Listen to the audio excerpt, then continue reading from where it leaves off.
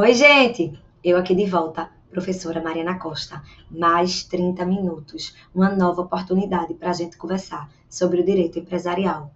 E o tema hoje é um contrato extremamente utilizado no dia a dia, na praxe do direito empresarial.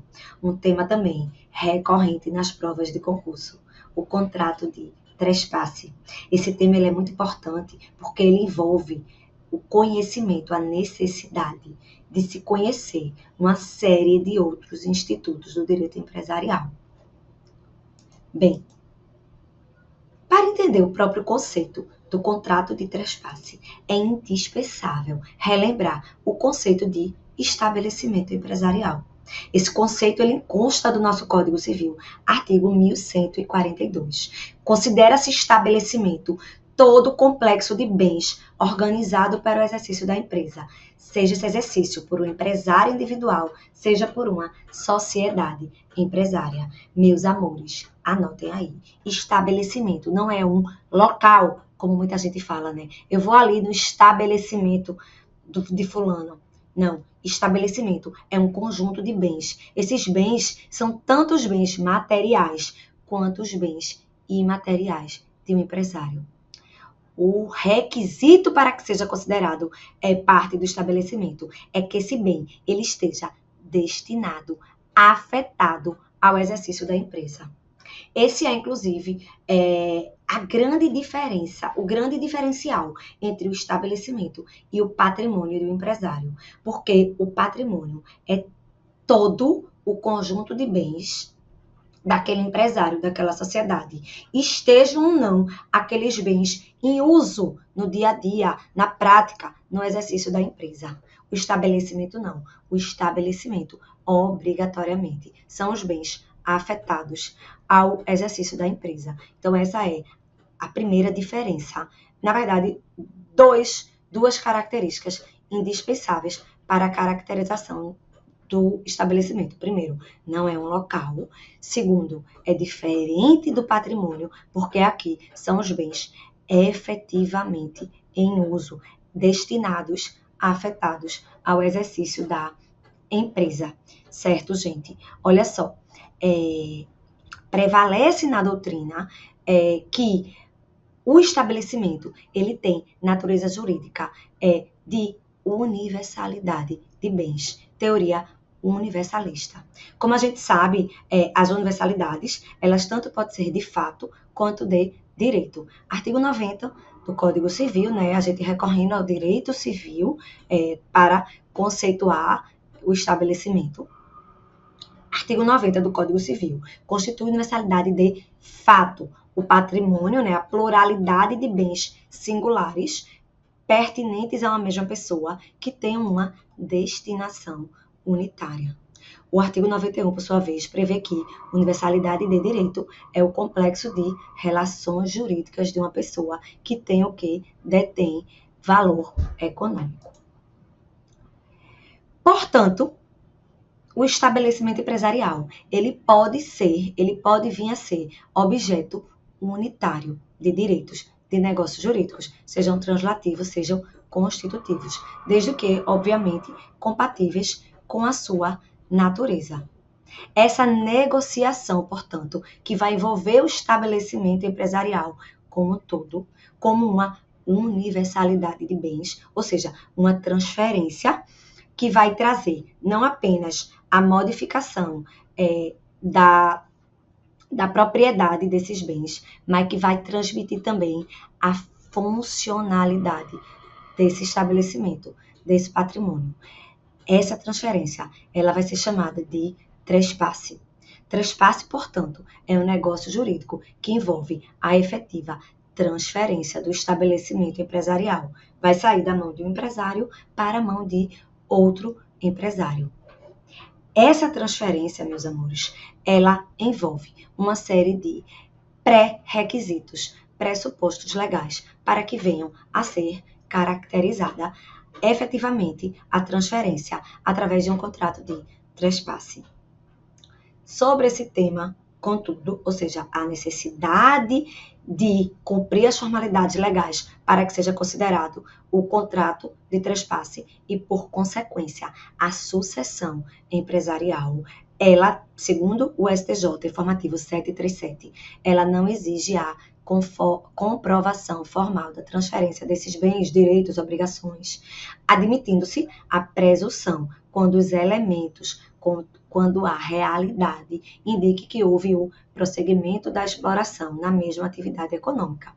Mesmo endereço, mesmo objeto, ou seja, uma continuidade, independentemente da nomeação daquele negócio jurídico, como o contrato de trespasse.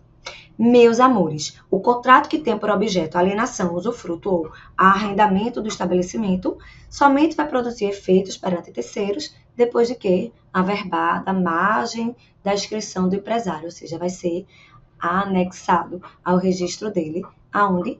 No Registro Público de Empresas Mercantis, na junta comercial da respectiva sede. A gente vai falar melhor disso daqui a pouco, mas é importante saber que é condição da eficácia perante terceiros o registro desse contrato na junta comercial competente, certo? Gente, alienante, quem está vendendo o estabelecimento. Adquirente, o empresário que vai passar a explorar economicamente aquele estabelecimento. Se ao alienante não restarem bens suficientes para solver o seu passivo, a eficácia dessa alienação depende do pagamento de todos os credores ou, não havendo pagamento, do consentimento desses, de modo expresso ou de modo tácito, em 30 dias a partir da sua notificação. Ou seja, o alienante, o empresário que quer mudar de ramo, que quer fazer um período sabático, que quer viajar, não interessa, quer fazer concurso para procuradorias.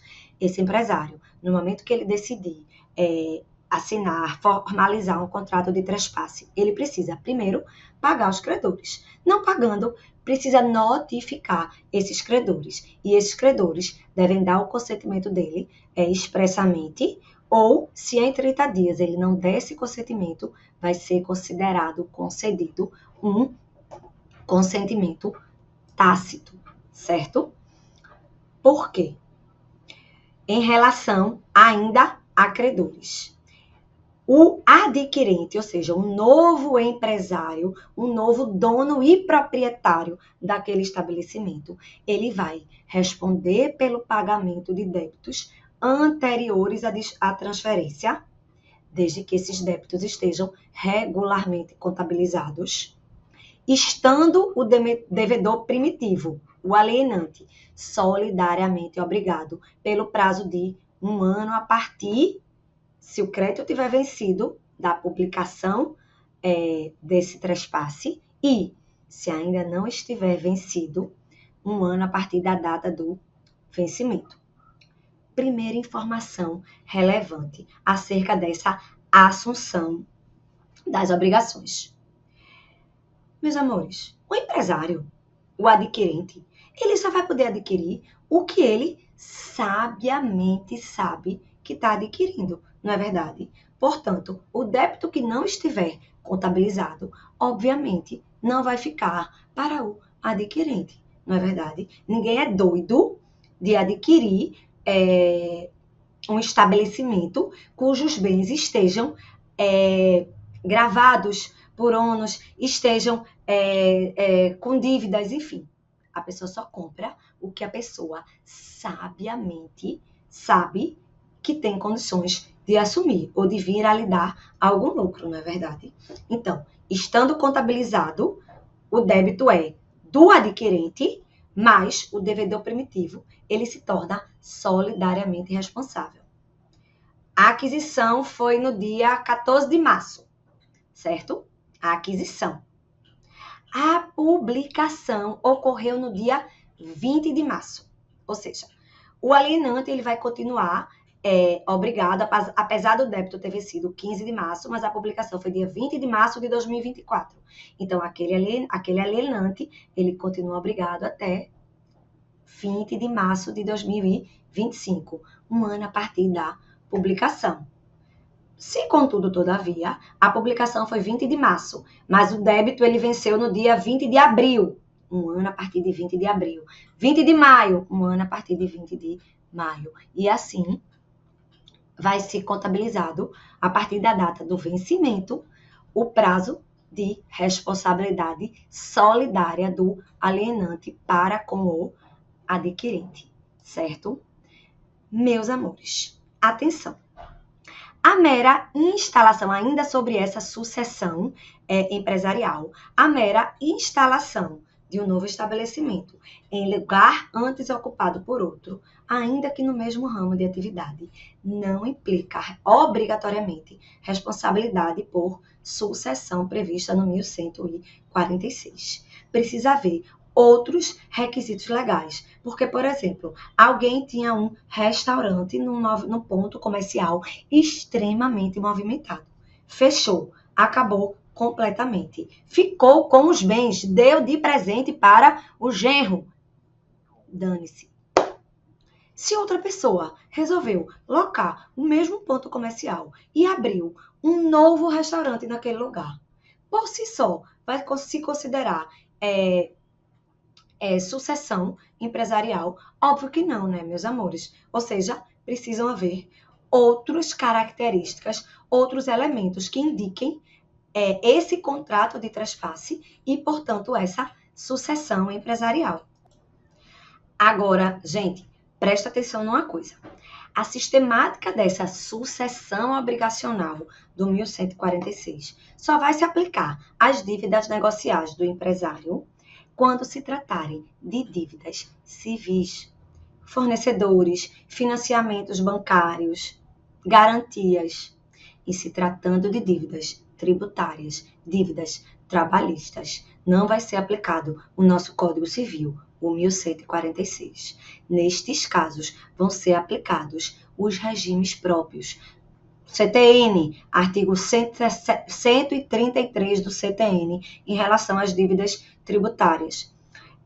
Dívidas trabalhistas, aí se aplica lá a CLT, tá? O que a gente está falando aqui em relação a essa sucessão empresarial, a essa caracterização da continuidade da empresa, somente vai se aplicar às dívidas civis. Esse prazo de 1 ano solidariamente responsável, tudo isso só vai se aplicar às dívidas civis.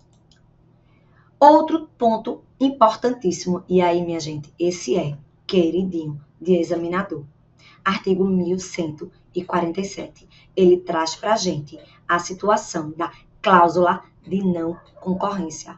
É uma cláusula implícita nos contratos de trespasse, quando não houver uma previsão diversa no contrato. Olha só, não havendo autorização expressa, o alienante do estabelecimento não pode fazer concorrência ao adquirente nos 5 anos subsequentes à transferência. Mariana, o contrato pode ter prever expressamente o não impedimento à concorrência? Pode. Quem está adquirindo, se ele se garante no que ele está fazendo e ele não faz questão dessa cláusula, problema dele, né? Então, pode haver a exclusão do impedimento de concorrência? Pode. Mariana, pode haver um prazo menor? 3 anos, 2 anos? Pode. Pode haver 6, 10 anos? Pode também, tá? O parágrafo único do 1147, ele diz que, no caso de arrendamento ou usufruto, ou seja, é quando não há transferência da propriedade, mas é um contrato de usufruto ou um contrato de arrendamento daquele estabelecimento com prazo determinado, a proibição de não concorrência, ela vai se aplicar durante todo o prazo do contrato, certo? Gente, olha só, qual é o objetivo dessa não concorrência?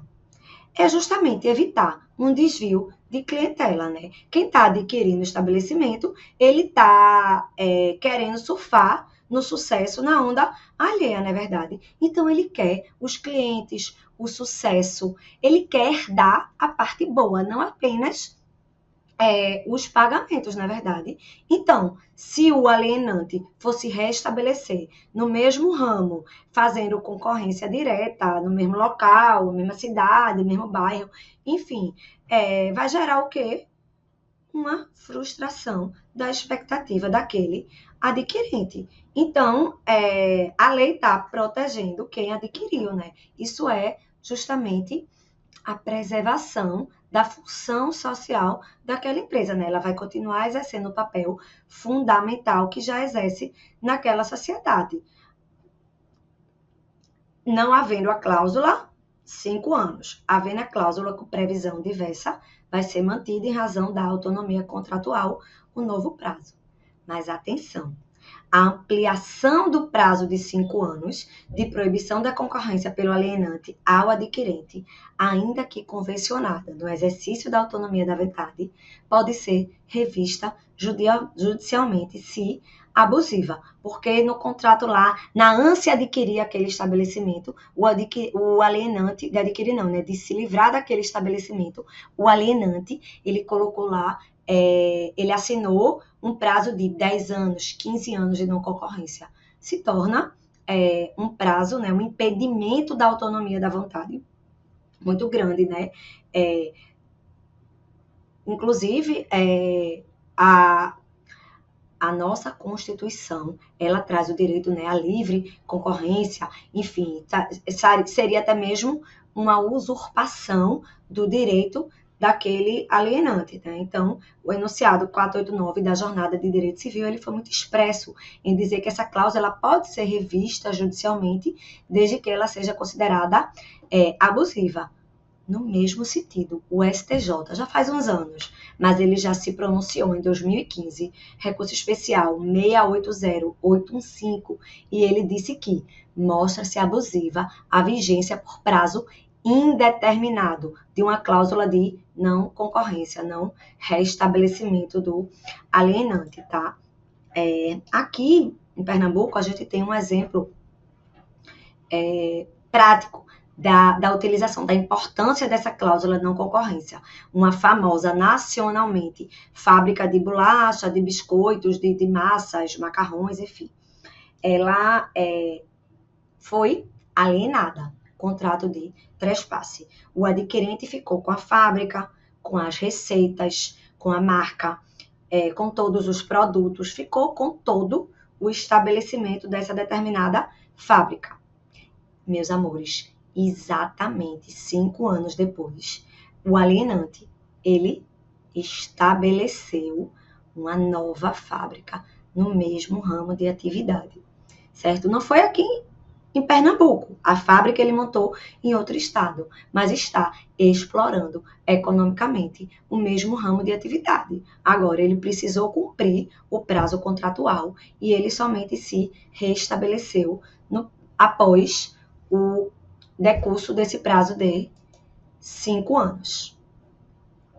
Gente, artigo 1148. O 1148, ele diz que, salvo disposição em contrário, a transferência importa a subrogação do adquirente nos contratos estipulados para a exploração do estabelecimento, desde que esse contrato não tenha o quê? Caráter pessoal. Podendo o terceiro reincidir um contrato em até 90 dias, a contar da publicação da transferência, se tiver uma justa causa, ressalvada, nesse caso, a responsabilidade do alienante. O alienante precisava informar o adquirente desta possibilidade. Obviamente, né, gente, se ele soubesse que havia este risco. Mas esse é o primeiro efeito obrigacional do trespasse, tá? Ainda em relação a esses efeitos obrigacionais do trespasse, existe uma discussão a respeito da aplicabilidade desse 1148 ao contrato de locação. Qual a natureza desse contrato? É um contrato pessoal. O entendimento que tem prevalecido na doutrina é pela interpretação extensiva do 1148, afirmando-se que, se houver, junto com o trespasse, a transferência de um contrato de locação, né, que havia sido firmado pelo empresário alienante, vai haver, sim, a subrogação desse contrato para o empresário adquirente. tá? Isso foi, inclusive, objeto de um enunciado das jornadas de direito comercial, enunciado número 8. A subrogação do adquirente nos contratos de exploração atinentes ao estabelecimento adquirido, desde que não possua o caráter pessoal, que é a regra geral, vai incluir o contrato de locação, tá? Meus amores, da mesma forma que o empresário adquirente, ele vai assumir as dívidas contabilizadas do empresário alienante, ele também vai assumir todo o ativo contabilizado. A cessão de créditos referente ao estabelecimento transferido produzirá efeitos em relação aos respectivos devedores, desde o momento da publicação da transferência. Mas o devedor ele vai ficar exonerado se, porventura, de boa fé, ele promoveu o pagamento ao cedente, ao alienante. Vejam como, em vários dispositivos que eu tenho mencionado para vocês desde o começo, a importância da publicidade em relação da publicação desse negócio jurídico, né? Para que terceiros tenham conhecimento. Terceiro importantíssimo que precise conhecer é o devedor do alienante, certo, gente? Então, efetuada a transferência, foi assinado o contrato, houve o registro na junta comercial competente. Esse registro ele foi devidamente tornado público, devidamente publicado. O devedor, obrigatoriamente, ele deve pagar ao empresário adquirente, ao novo proprietário do estabelecimento. Se, entretanto, esse devedor, de boa fé, ele pagou ao antigo titular do estabelecimento e o antigo titular recebeu e ficou caladinho, consequências. O devedor, ele vai se desonerar da obrigação. Ele vai ficar irresponsável, né? Vai ficar livre do pagamento da dívida. Mas o adquirente, ele pode cobrar de quem? Do alienante, né, minha gente? Quem recebeu indevidamente os valores e, por esse motivo, é ele que vai responder por esse valor. Gente, agora, qual a diferença do contrato de trespasse para uma cessão de cotas? Como eu falei no começo, o contrato de trespasse, ele possui uma série de requisitos, de burocracias, de exigências, né? Inclusive, principalmente, essa aquisição de todo o passivo daqueles bens integrantes do estabelecimento, não é verdade? Então, apesar de ainda ser muito comum o contrato de trespasse, muito tem se falado, os advogados têm instruído bastante os empresários que, ao invés de firmar o trespasse, eles façam simplesmente a cessão de cotas, certo? Por quê? Porque nem sempre aquilo que no mercado se chama de venda da empresa é efetivamente o contrato de trespasse, né? Trespasse é a venda de todo o estabelecimento cumprindo os requisitos legais. A cessão de cotas não, gente. A cessão de cota é uma transferência da titularidade daquelas cotas. Configura uma operação bem mais simples, né? Vai haver um aditivo, né, lá no ato constitutivo da empresa e a essa cessão de cotas não vai se aplicar todas as regras pertinentes ao contrato de trespasse. Então, muita atenção. Se na prova de vocês tiver assim, em decorrência da transferência da titularidade, o contrato de trespasse, ele se torna, na prática, um sinônimo da cessão de cotas. Não é, gente? Mera transferência de cotas, transferência da titularidade de todo o estabelecimento empresarial, contrato de trespasse. Isso foi, inclusive, já reconhecido também pelo STJ.